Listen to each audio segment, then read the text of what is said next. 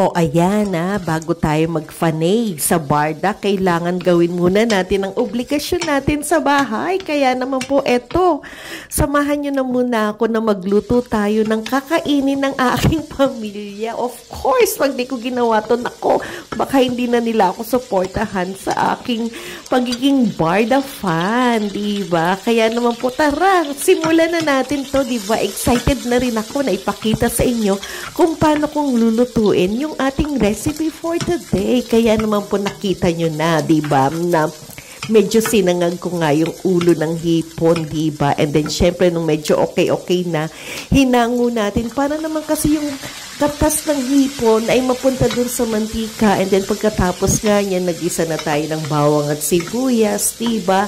And then, hinaluan na nga natin ito ng ating pansahog na chicken breast na hinati-hati natin into cubes. Naglagay na rin tayo, syempre, ng ating pamintang durog at hindi mawawala kahit papaano, di ba? Yung may konting anghang talaga. Kaya naglagay tayo ng siling labuyo at siling green na talaga naman po yung aroma nitong aking niluluto habang tayo nagigisa. Ay, yung palang katakam-takam na, di ba?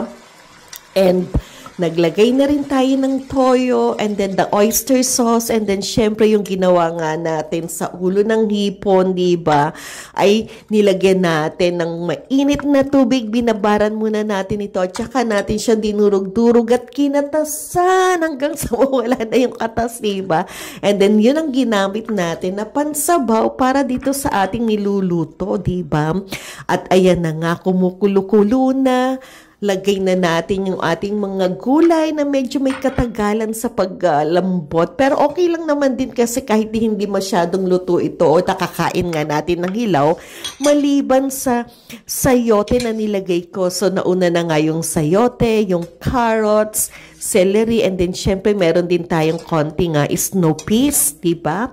Haluin lang natin at hayaan na natin itong kumulo. Pagkakulo nga niya, sundan na rin natin syempre ng bell pepper, and then of course yung ating cabbage, diba? So hindi dapat masyadong lutong-luto itong mga cabbage na to, and then yung bell pepper, halo lang tayo, diba? At nang kumulo na nga niyan, atin na nga itong hanguin at ilagay muna sa isang lalagyan dahil mamaya gagamitin natin yan, diba?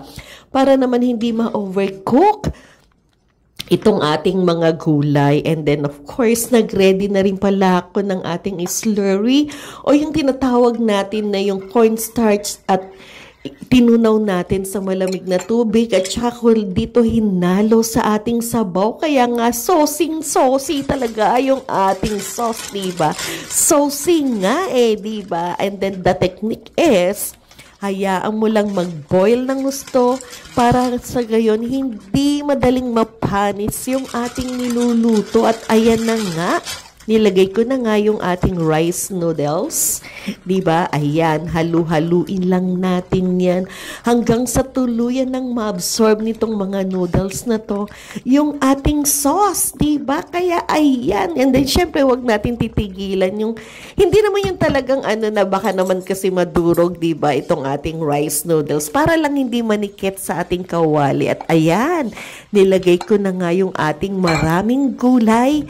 Halo-halo. Nako, just, ang pa nga na, kanda tapon na, diba? Pero syempre, pinulot ng lola nyo, isa-isa niya yung pagpulot. Kumbaga sa naaalala ko nung maliit pa tayo, wala pang 5 seconds. Kaya pinulot natin. And then the good thing is, nandun pa siya mainit, diba? At pa sa kalan. At ayan, atin nang tikman itong ating saucy rice noodles na talaga naman pong sarap-sarap. Kaya pang ginagawa niya? Abay, luto na to.